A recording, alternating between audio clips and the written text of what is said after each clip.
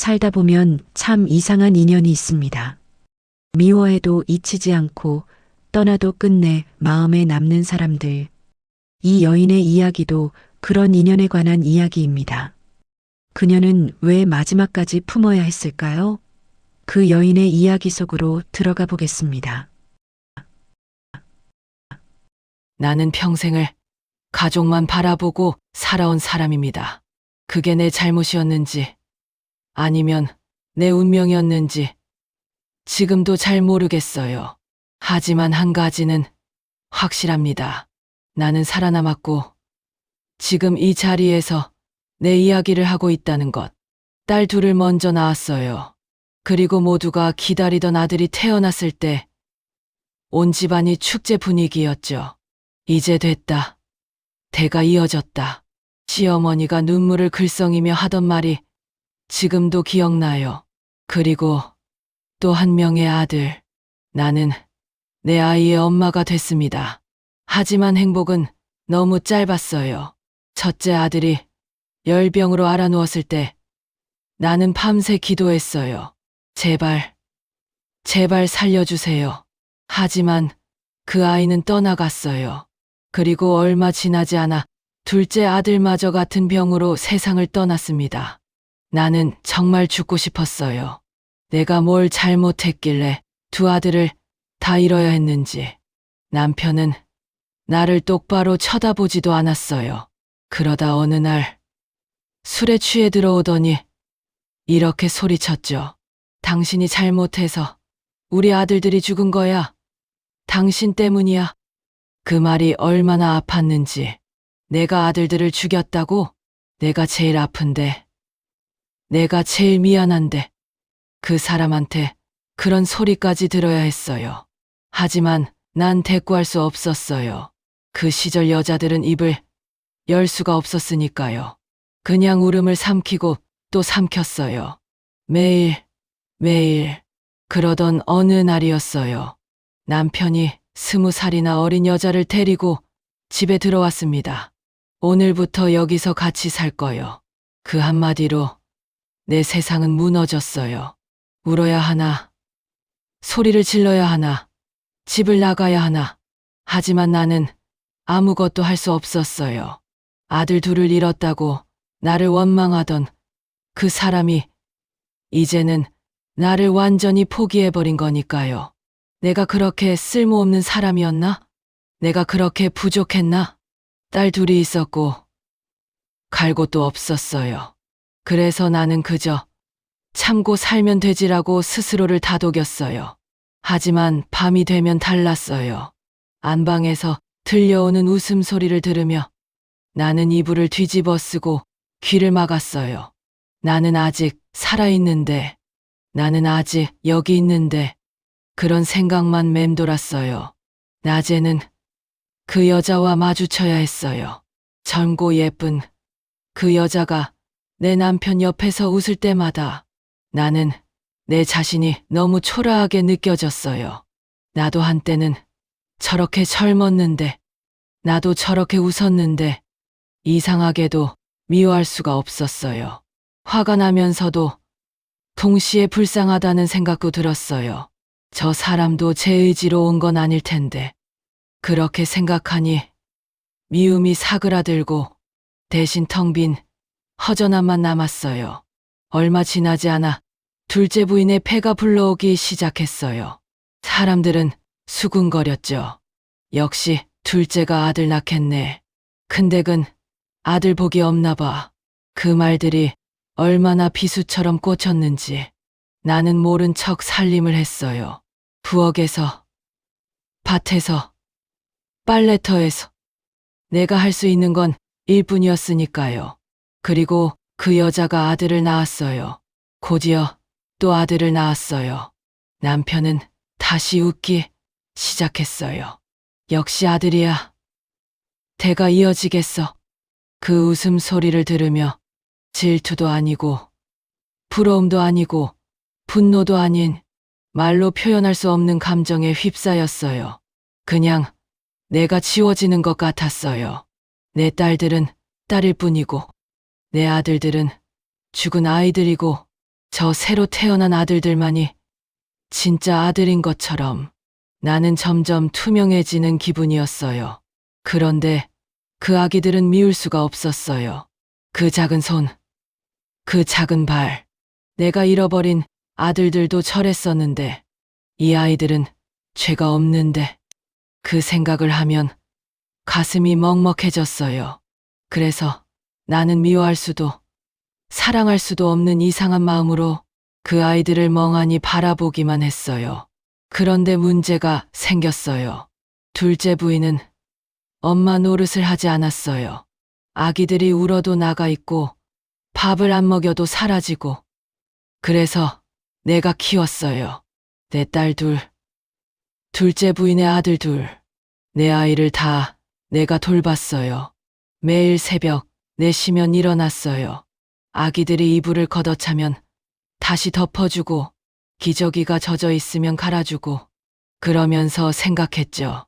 이 아이들은 정말 엄마가 누군지 알까? 부엌에서 불을 지피고 밥을 하고 국을 끓이고 밥상을 차리고 내가 지금 뭘 하고 있는 걸까? 그런 생각을 하다가도 아이들이 배고파하고 울면 그 생각은 다 사라졌어요. 아침밥을 먹이고 나면 밭으로 나갔어요. 등에는 막내를 업고 손에는 호미를 들고 봄에는 씨를 뿌리고 여름에는 잡초를 뽑고 가을에는 수확하고 겨울에도 할 일은 끝이 없었어요. 등에 업힌 아기가 울면 일을 멈추고 달래주고 내 젖이 아닌데도 그 아이는 내 품을 찾았어요. 허리는 늘 아팠고 손에는 굳은 살이 박였고 거울 속 내 얼굴은 30인데 40처럼 보였어요. 해가 지면 집으로 돌아오면 아이들이 달려 나왔어요. 엄마, 배고파. 엄마, 형이 나 때렸어. 엄마, 무릎이 아파. 나는 웃으며 말했어요. 그래, 알았어. 엄마가 다 해줄게. 둘째 부인의 아들들도 나를 엄마라고 불렀어요. 처음엔 이상했지만 점점 자연스러워졌어요. 저녁을 준비하고 아이들 씻기고 빨래하고 다림질하고 모두 잘 때쯤이면 밤 11시, 12시 나는 그제야 누울 수 있었어요. 누우면 온몸이 욱신거렸지만 그만둘 수가 없었어요. 내가 안 하면 이 집이 돌아가지 않으니까요. 아이들이 굶으니까요. 내가 안 하면 모두가 멈추니까요. 가끔 밤중에 아이들이 열이 나거나 울며 나는 밤새 아이 곁을 지켰어요. 괜찮아, 괜찮아 하며 토닥이며 밤을 새웠어요. 힘들었냐고요? 힘들다는 말로는 부족했어요. 그냥 죽지 않고 버틴 거예요. 하루하루를 버텼어요. 시간은 그렇게 흘렀고 둘째 부인의 아들들은 어느새 내 아들처럼 느껴졌어요. 내가 키웠으니까요. 혈육이 아니어도 내 자식이었어요. 그러던 어느 겨울 남편이 세상을 떠났어요. 장례를 치르고 돌아와 보니 둘째 부인은 사라지고 없었어요. 짐도 챙기지 않고 아이들도 두고 그냥 사라졌어요. 나는 무너질 뻔했어요. 남편도 없고 둘째 부인도 없고 내 아이를 혼자 키우라고? 하지만 울어봐야 소용없었어요. 아이들은 먹어야 했고 자야 했으니까요. 그래서 또 일어섰어요. 세월이 더 흘렀고 둘째 부인의 아들들은 중학생이 되었고 내 딸들은 시집을 갔어요. 그러던 어느 날 둘째 부인이 비틀거리며 내 앞에 나타났어요. 병들고 초라해진 모습으로 잠시만 여기서 지내면 안 될까요? 라고 말했어요.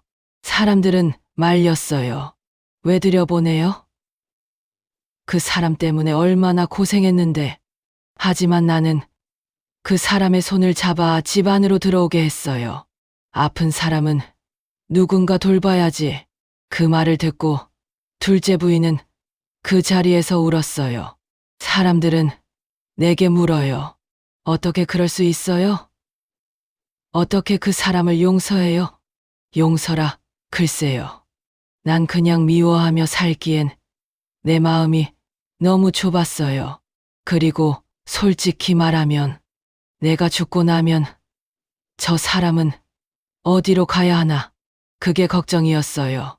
무엇보다 내가 새벽부터 밤까지 키운 저 아이들, 내 젖을 물리고 내 등에 업고 내 손으로 열 식혀주고 밤새 재우고 아프면 같이 울었던 그 아이들 엄마를 내가 어떻게 내쫓아요?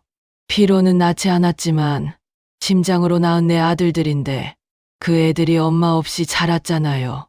그런데 이제라도 엄마가 돌아왔는데 그 엄마를 내가 문 앞에서 돌려보낸다. 나는 그럴 수 없었어요. 아이들이 가끔 와서 말해요. 엄마, 우리 낳아준 엄마 있어도 엄마는 엄마예요. 그 말을 들을 때마다 내 평생 참 잘 살았다는 생각이 들어요. 혈육이 아니어도 남이 아니더라고요. 사랑으로 키우면 그게 진짜 가족이더라고요. 지금 나는 80이 넘었어요. 돌이켜보면 내 인생이 꼭 희생만은 아니었어요.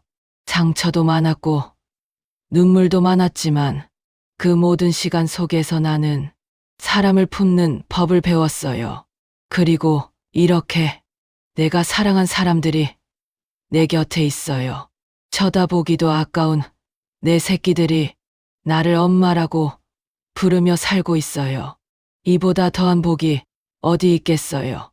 나의 이야기는 그렇게 조용히 그러나 깊고 따뜻하게 흐르고 있습니다. 실화를 바탕으로 한 이 이야기를 어떻게 들으셨나요? 누군가는 말합니다. 나는 그렇게 못했을 거야. 또 누군가는 말하죠. 나도 저런 사람이 되고 싶다. 정답은 없습니다. 우리는 각자의 상처와 마음의 크기만큼만 사랑할 수 있으니까요. 하지만 한 가지는 분명합니다. 세상이 모질어도 사람이 사람을 버려도 누군가는 끝까지 품어주는 사람이 있다는 것. 만약 이 이야기가 당신에게 닿았다면 이 질문을 조용히 마음속에 던져보세요. 내가 저 사람의 삶을 살았다면 나는 어떤 선택을 했을까? 그 답이 무엇이든 당신의 오늘이 조금 더 따뜻해지길 바랍니다. 오늘 제가 준비해드린 이야기가 공감이 되셨다면 구독과 좋아요도 부탁드릴게요. 여러분의 마음에도 잔잔한 위로가 머물렀으면 좋겠습니다. 우리 모두의 인생엔 말하지 못한 눈물과 따뜻함이 있으니까요.